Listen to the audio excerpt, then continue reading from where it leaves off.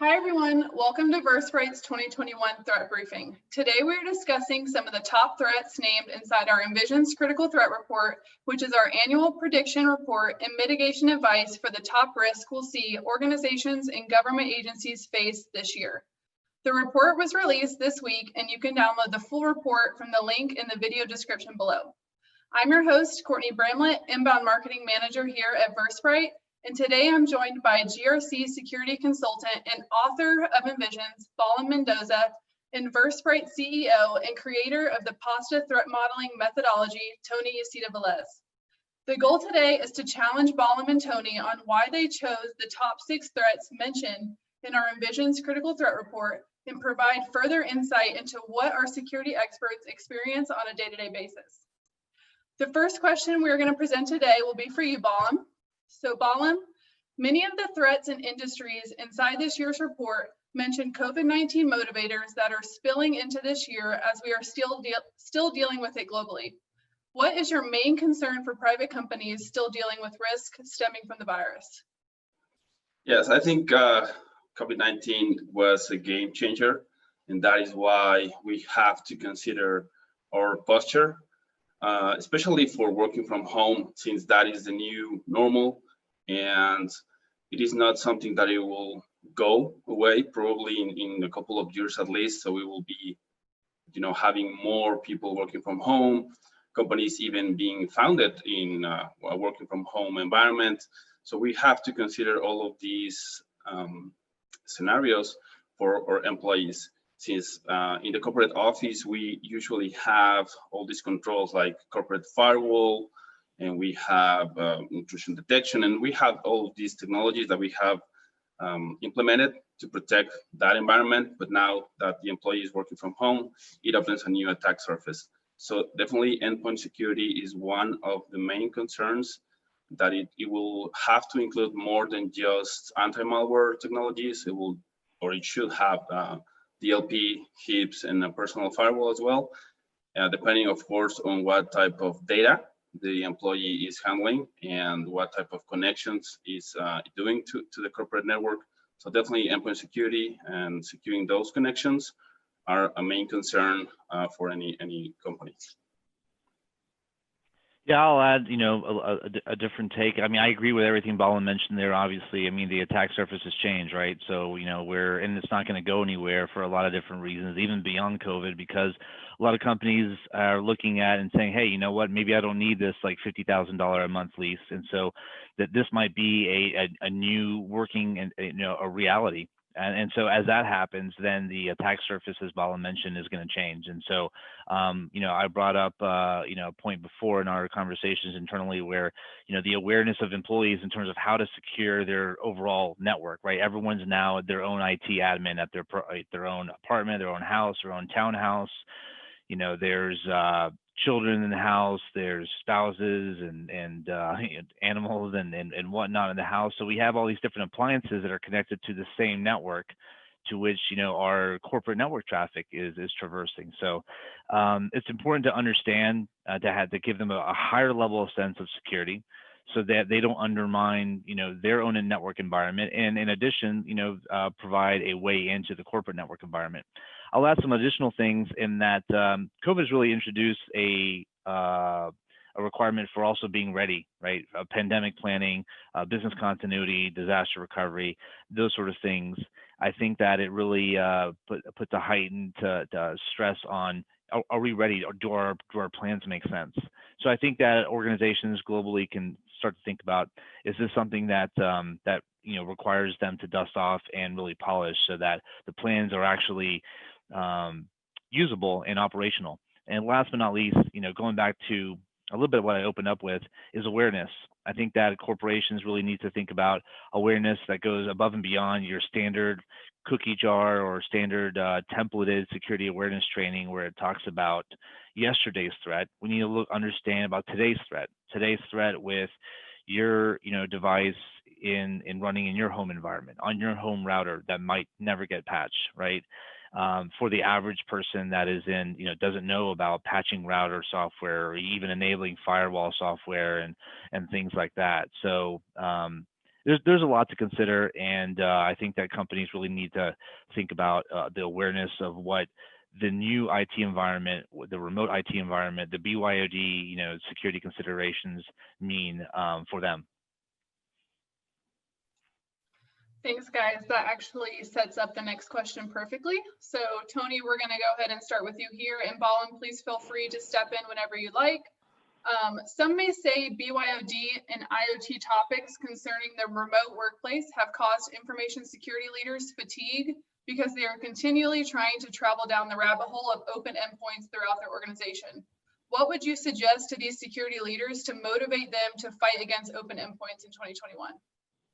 Well, so the commentary really is around, endpoint security for sure. And so what we've seen a lot in the marketplace and in corporations is a move to address endpoint protection through different types of software that is looking at anomaly detection.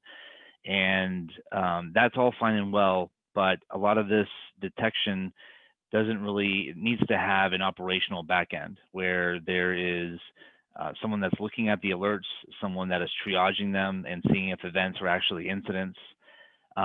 There's different types of open source and commercial options too for endpoint protection that really help to limit and reduce the risks related to the new normal of remote workforce IT.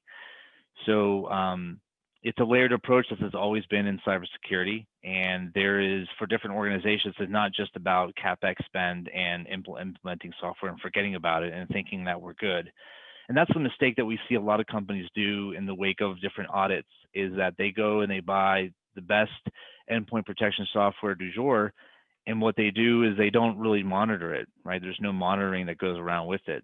They just assume that a lot of the out-of-the-box preventative mechanisms will do the job, and they might.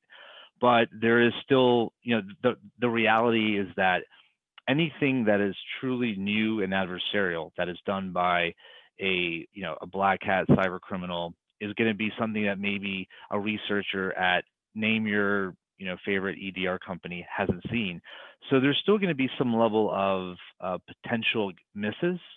And so for that reason, it's important that operationally, the alerts that are triggered by these endpoint protection software, whether they be open source or commercial, actually get triaged and analyzed, and maybe some unique baseline detection models can be created in operation centers for different companies, so that they can just move away from, oh, I installed it, everything's going to be fine, to I installed something, I analyzed it, I created a baseline of how this stuff works, and I'm actually seeing some of the stuff coming in over time to make sure that there isn't any anomaly in behavior from the endpoint on the network, on the VPN traffic, etc.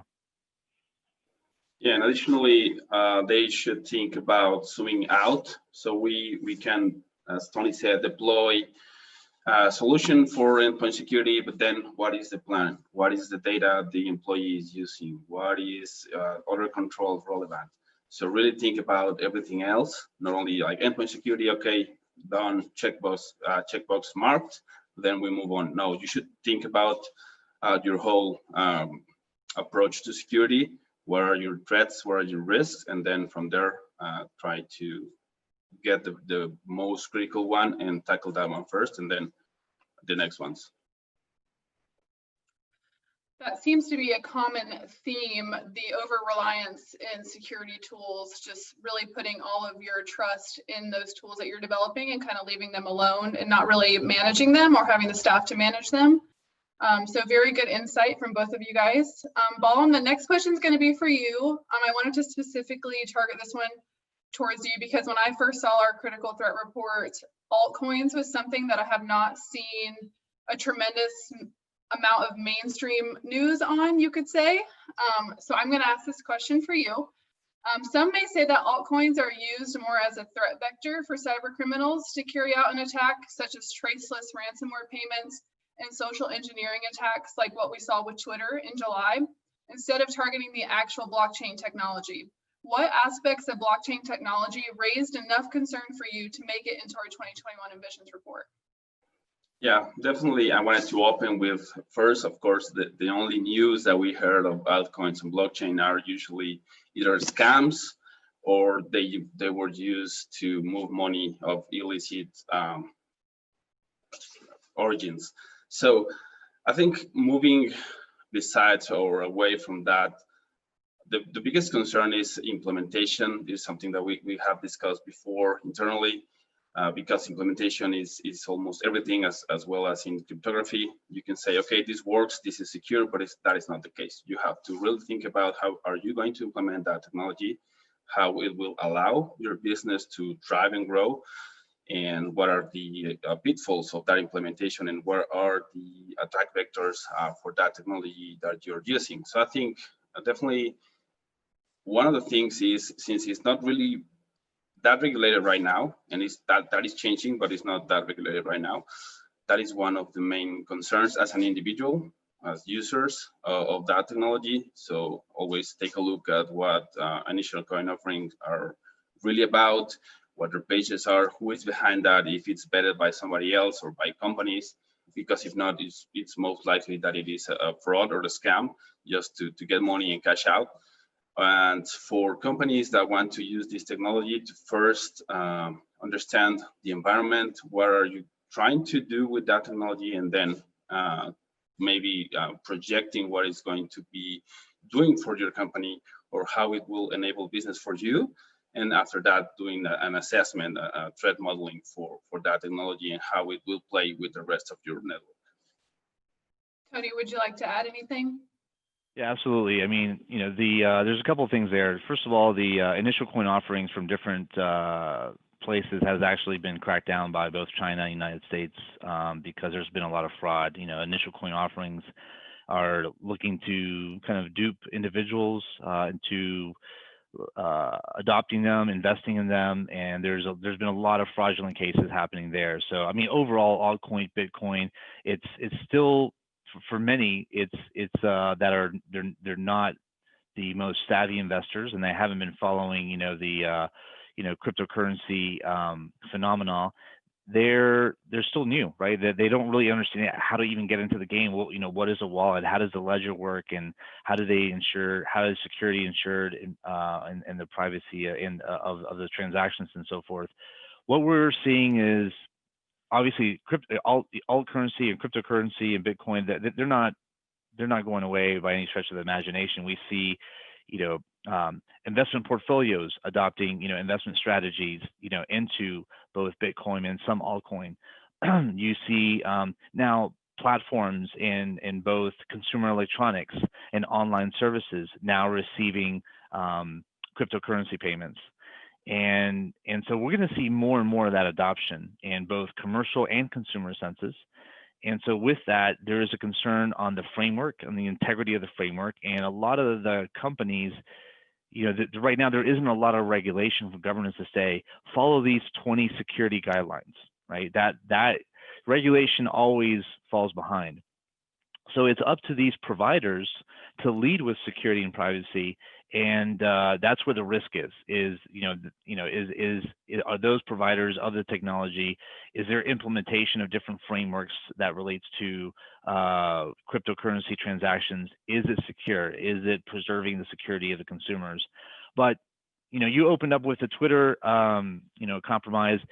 The attack vectors is going to be both on the infrastructure and the technology, at different levels. The frameworks themselves, the wallets themselves, but at the same time, the easy win is going to be through social engineering.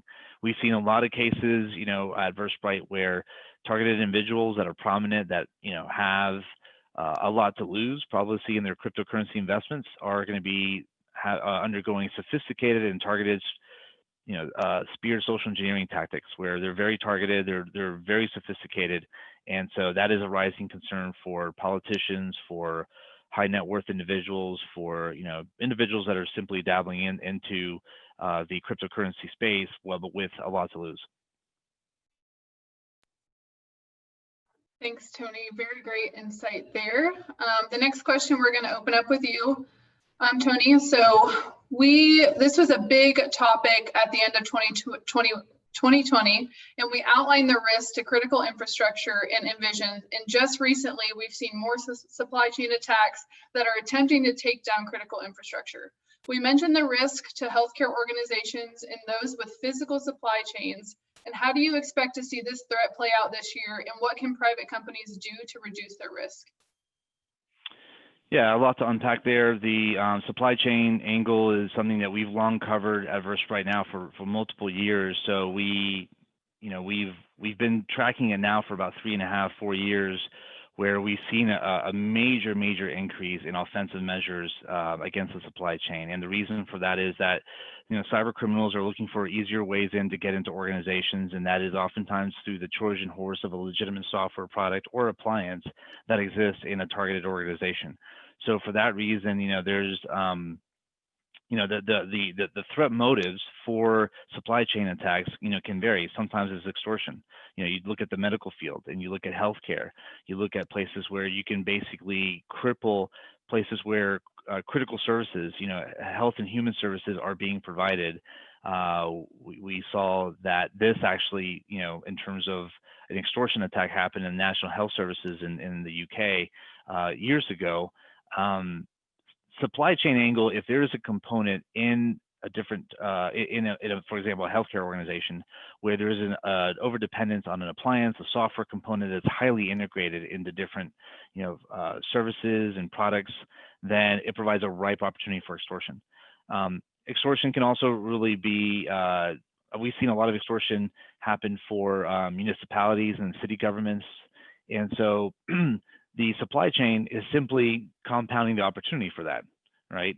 So, before, in years that we've seen, these sort of attacks happen, they might have been more direct, they might have been through just targeted phishing, but through supply chain compromises, if there's technology components that are integrated into a corporation and not properly vetted, then you might have a serious situation where persistence is obtained by an attacker through that supply chain component, and then you find that they're pervasive within your own corporate network. So what can organizations do about it? Well, there's a lot, and there's a lot of activities that are not being done, and that is implementing a zero trust model in architecture. So when a lot of times, a lot of individuals at VerSprite, we've been on the other side. We've worked for multinational companies, and we know that the procurement process of adding software, adding appliances goes from just, receiving the software and then integration. But there's really not a security architectural review of the trust model that exists between the components of the acquired device, software, third-party library, framework, et cetera, into what the rest of the organization, the rest of the network, the rest of the application model. So for that reason, there needs to be a greater security role of zero trust analysis, so that you can establish a trusted platform model for your architecture. The other aspect there is, doing different types of security testing, especially for things like open source frameworks, open source libraries, third-party software, and the need for security testing and or security assurance from those providers needs to be heightened, so that the low-hanging fruit to the mid-level fruit, if you will, can be properly vetted and then incorporated into an organization in a more responsible manner. Yeah, and I want to add that, of course, supply chains will continue to be present, just because the attackers have realized that it's a bigger gain for them, right? If they compromise one vendor, they can compromise their clients, and that is usually what they're trying to do. And we have to analyze, as private companies, as security professionals, precisely those points, as Tony mentioned, those points of entry to our company from third parties, whatever it is, if it's services or if it's software or whatever the offering is. We really have to assess them, and yeah, from a zero trust point of view, saying, okay, what type of access do they really need? And if that makes sense to me as a company, and if it aligns to our policies, that is always something that you should be asking. Perfect, thanks guys. So for our last question today, I'm going to give you both the opportunity to plead your case. So Balam, we're going to start with you. Cybersecurity vendors all over the world are releasing annual threat reports claiming they can predict the future of cyber threats. What makes VerSprite's report different, and do you believe cybersecurity is something you can plan out a year in advance? That is one of the questions that I like most. It is because our approach wasn't trying to predict as such, more like outlining the trends that are emerging or have been emerging for some time, and that will be more relevant during this year. So that was the approach, and that is interesting. I don't think you can actually predict the future, but I think you can make what you will call an educated guess, right? And it is something like that, but with more research and work behind it than just an educated guess. And then Tony, I'm going to pass that same question over to you. And then if you could really hone in on if you believe that this threat report is something people can base their security posture on for the entire year, or how they should really be utilizing reports like the Envisions. Yeah, that's a great question. A lot of work has gone into this. I'll first begin with our different take. I mean, there's a lot of multinational and international, consulting companies out there. I think that international just means that you have people, spread out around the world, but there's not necessarily a global lens on global threats. And I think that's really where we come into play, is that, the culture of our team or our research really looks to not just what sort of things might happen to a predominant, superpower, but also, in other aspects, just kind of level the playing field in terms of what are cyber threats that could affect, developing nations, companies that are in developing nations, superpowers as well. So I think that is, as I look at the work that's been provided and the research that's been done, and also that in the report, we take a look at the year in review of 2020, the analysis and the prognosis that was done. I think very much that companies can take a look at this because, if a lot of companies are beginning their calendar year as their fiscal year, and they're, defining their roadmap, 30, 60, 90 day of what they need to get done, where they need to invest in terms of security. I think that they can actually take the Envisions report and reconcile to whether or not some of these topics might be topical to them. As I look at, for example, the rising threats of altcoins and blockchain, if you're in FinTech, if you're in banking, if you're in finance, if you're in consumer electronics or in retail, and you are, or even like video gaming, and you're looking to incorporate, the use of cryptocurrency as part of a use case, then this is highly relevant and an evolving threat that really needs to be at the forefront of your roadmap. At the same time, this might be, if you're in construction or manufacturing, it might not be. So but I think that there's some universal things in here that are going to be relevant. Risk to critical infrastructure, I think there's a lot of good analysis in here that really should make a lot of CISOs, CSOs, chief technology officers, and even chief legal officers and other members of the board and executive team to really say, what are we doing about this? Because this is a lot of not just what has happened, but what is actually happening and foreshadowing into the future. Interestingly enough, I think we actually graded ourselves, pretty, I think, strictly in terms of how we did in 2020, our 2020 prognosis. Now looking into 2021, I think that we've looked at not just what has, again, happened in the past, what is happening now, but what are some threats based upon criminal intent, threat motives that are legitimate, and that companies, multinational companies, and even small SMB companies should really be on the lookout for. So in short, I definitely think that I could see a lot of leaders in security and privacy looking at this and saying, I don't have this in my threat library or as a risk consideration for 2021. Let me go ahead and add this. And so it's definitely worth a look. Thanks, Tony. And just so all of our viewers know, our 2021 Envisions Critical Threat Report does review all of our 10 predictions from last year. We actually even give ourselves a grade. So please go and review those. We did the research on those as well. We want to make sure that we're being honest and upfront with everyone when they download our reports. We also have a new section in the Envisions that labels the industries that we believe will be most impacted by each one of our topics. But thanks, Tony and Balam, for joining me today. I hope our viewers were able to see a different perspective of our 2021 report. As we wrap up this discussion, I want to remind everyone to download the full threat report from the description below or on our website at VerSprite.com. Thank you for joining us, and make sure to let us know your thoughts in the comments, and we'll see you next time.